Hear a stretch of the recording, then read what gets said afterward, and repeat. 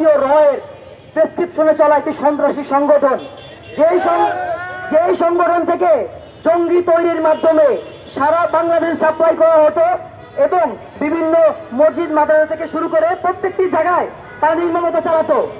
বাংলাদেশ সাধারণ ছাত্র জনতা থেকে শুরু করে প্রতিটি মানুষের উপরে আওয়ামী লীগ গত 16 বছরে যেই পরিমাণ নির্যাতন হত্যাকাণ্ড চালিয়েছে তা বাংলাদেশের নজিরবিহীন।